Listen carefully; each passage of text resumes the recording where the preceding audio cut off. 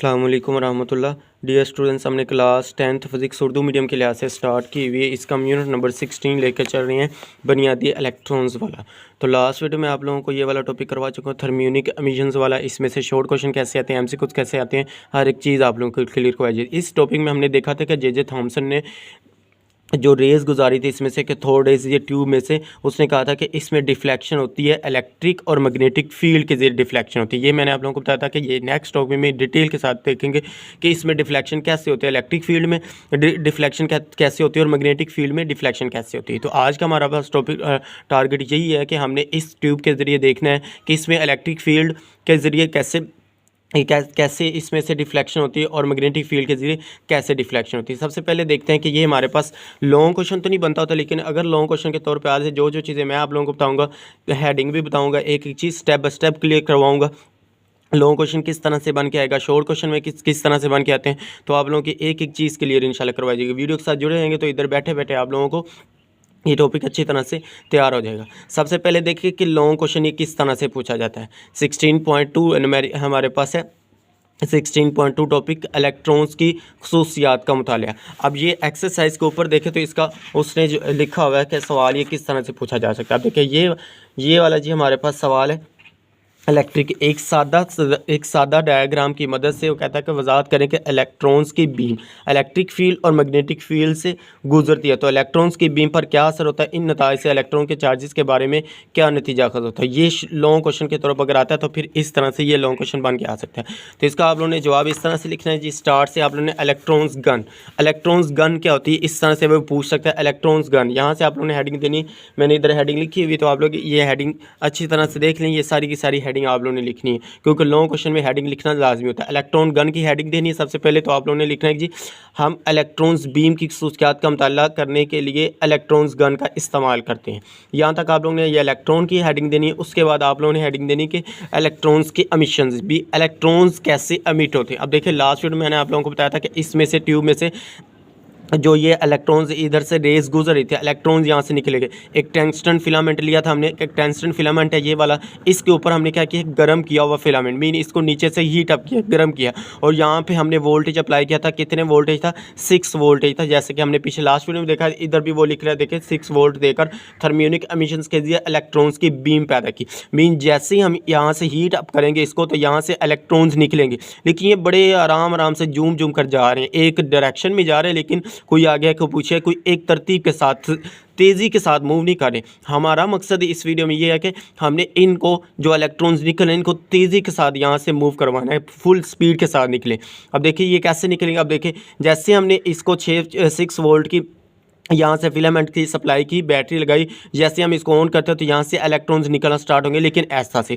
तीसरे नंबर पे आप लोगों ने देखना है कि ज़्यादा वोल्टेज की सप्लाई, मीन यहाँ पे हमने हाई वोल्टेज अप्लाई कर दिया, ज़्यादा वोल्टेज। वो कितना हो सकता है, एमसीक्यू में पूछा जा सकता है। वो 1000 से लेकर 2000 के दरमियान आप लोगों ने लेना है, इससे कम नहीं लेना।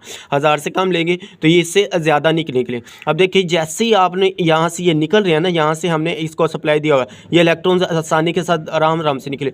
फ़ौरन से जैसे ही हमने यहाँ पे 1000 वोल्टेज अप्लाई किया तो फ़ौरन से ये तेज़ी के साथ मूव करने स्टार्ट हो जाए। क्यों, इसकी तरफ ये अट्रैक्ट होंगे। अब देखिए ये पॉजिटिव है, इलेक्ट्रॉन के ऊपर नेगेटिव होता है, तो पॉजिटिव नेगेटिव क्या करते हैं, एक दूसरे को आपस में कशिश करते हैं। तो ये आप लोगों ने याद रखना, यहाँ से ये इस तरह से एक तरतीब के साथ सारे एक सीक्वेंस में, एक ही सीमत में, सीधी लाइन में मूव करना स्टार्ट कर देंगे। यहाँ से फिर वो ये इलेक्ट्रॉन बीम यहाँ से स्टार्ट हो जाती है, मीन यहाँ से इलेक्ट्रॉन्स निकलना, बाहर निकलना स्टार्ट हो जाते हैं। अब इसको हम देख लेते हैं, उसके बाद भी आगे देखते हैं। पहले टंगस्टन फिलामेंट को 6 वोल्टेज का पोटेंशियल देकर थर्मियोनिक एमिशंस के जरिए इलेक्ट्रॉन्स की बीम पैदा की जाती है। सिलेंडर नमा एनोड को ज़्यादा पोटेंशियल। अब देखिए ये जो सिलेंडर नुमा ना, ये वाला इलेक्ट्रॉन्स एनोड उसने लगाया, वो कहता है कि इसके साथ हमारे पास क्या, इसको कहते हैं सिलेंडर नुमा ज़्यादा पोटेंशियल, कई हज़ार वोल्ट से, मीन 1000 से लेकर 2000 के दरमियान आप लोगों ने देना दिया जाता है। नतीजे के तौर पर इलेक्ट्रॉन्स की बहुत तेज़ रफ्तार बीम एनोड के सुराख से गुजरती है।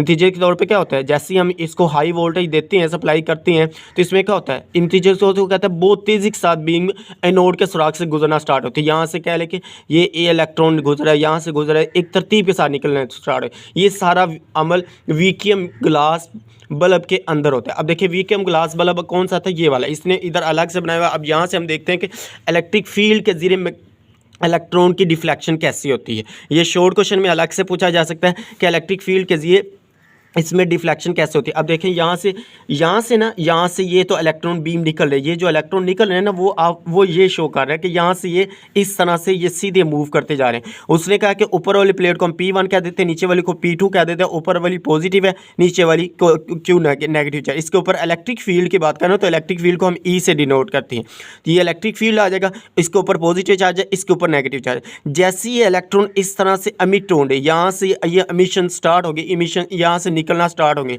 ये इधर से मूव करते हुए जा रही है, सीधी लाइन में स्ट्रेट नहीं करेंगे, ये यहाँ तक आएंगे तो ये ऊपर की तरफ चले जाएंगे। अब यहाँ से ये सवाल पैदा कि ऊपर ही की तरफ क्यों जाएंगे।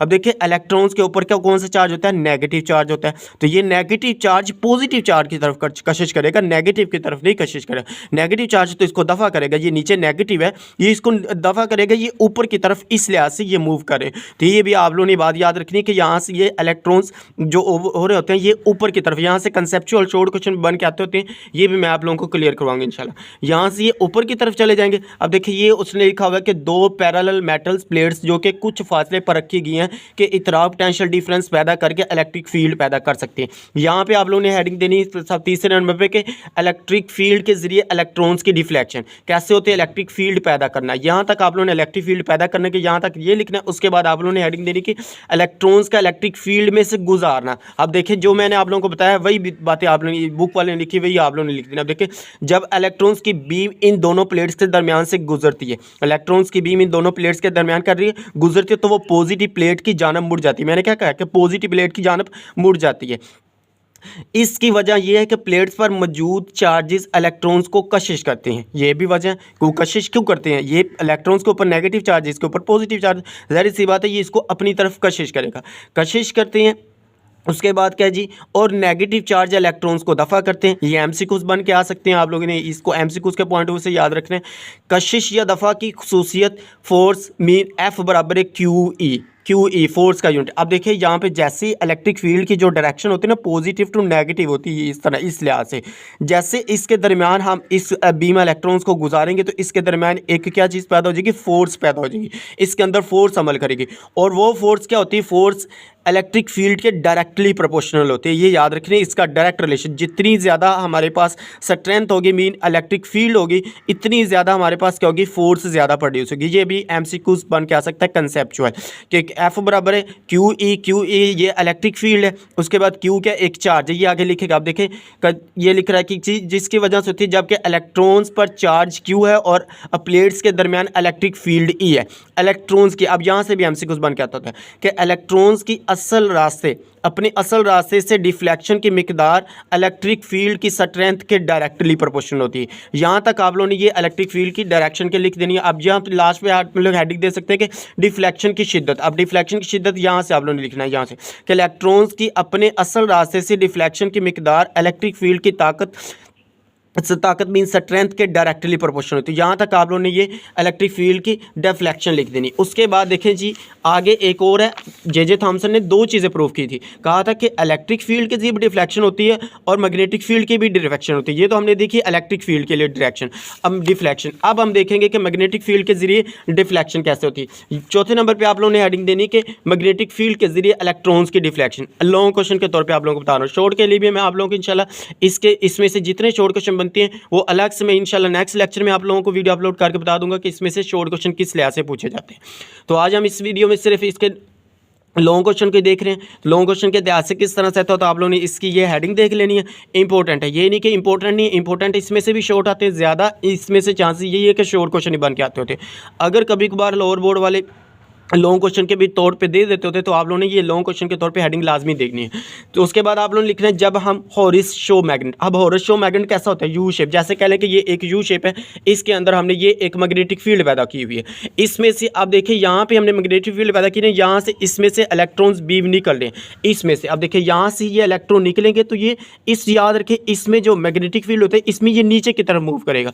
अब आगे लिखें कि इलेक्ट्रॉन्स बीम पर मैग्नेटिक फील्ड अमूदन अप्लाई करे। अमूदन मीन इस लिहाज से ये मैग्नेटिक फील्ड जा रही ना, इधर से हम सीधा ला के रख रहे हैं, इधर से इस तरह से इसको मैग्नेटिक फील्ड पैदा करें अमूदन, परपेंडिकुलर जिसको हम कहते हैं। तो इलेक्ट्रॉन्स की बीम अपने असल रास्ते से हट जाती है। इलेक्ट्रॉन्स की बीम क्या करेगी, अपने असल रास्ते से हट जाएगी। वो ना तो नॉर्थ पोल के साथ जाएगी और ना ही साउथ पोल के जाएगी, लेकिन इसकी डायरेक्शन हमारे पास क्या होती थी मैग्नेटिक फील्ड में, नॉर्थ टू साउथ होती थी। लेकिन उसने कहा ना वो नॉर्थ के पास जाएगी ना वो साउथ के ऊपर, लेकिन वो अपने असल रास्ते से हट जाएगी, नीचे की तरफ आ जाएगी। अगर हम हॉर्स शो मैग्नेट की सिमत तब्दील कर दे तो हम देखते हैं कि फ्लोरेसेंट स्क्रीन पर इलेक्ट्रॉन्स बीम का निशान मुखालिफ सिमत में डिफ्लेक्ट हो जाता है। तो यहाँ तक हमारे पास ये लॉन्ग क्वेश्चन कंप्लीट होता है। ये आप लोगों ने अच्छी तरह से कर लेना है। उम्मीद है कि आप लोगों को एक एक चीज़ क्लियर हो गई होगी। मैंने आप लोगों के एक एक चीज़ क्लियर करवा दी। अगर किसी बात की समझ नहीं आई तो वीडियो को इधर ब्रेक करें और दोबारा जाके इसको वीडियो को देखें, जहाँ से आप लोगों को समझ नहीं आई, जहाँ से समझ नहीं आई, डायग्राम से समझ नहीं आई, यहाँ से भी आप लोग कमेंट्स बॉक्स में कर दिया करके सर मुझे यहाँ से समझ नहीं आई, तो इंशाल्लाह आप लोगों को रिप्लाई किया जाएगा, आप लोगों को इसका आंसर दिए जाएंगे। तो आप लोगों को ये सारी मेहनत सिर्फ आप लोगों के लिए की जाती है, तो आप लोग प्यार मोहब्बत ज़रूर दिखाया जाएंगे। अगर वीडियो पसंद आए तो लाइक करें, शेयर करें, अपने दोस्तों के साथ इसका लिंक शेयर करें ताकि उनका भी फ़ायदा हो सके। और जिन स्टूडेंट्स अभी तक चैनल को सब्सक्राइब नहीं किया वो चैनल को ज़रूर सब्सक्राइब कर दें और वीडियो को लाइक और शेयर कर दें। ओके, अल्लाह हाफिज़, थैंक यू।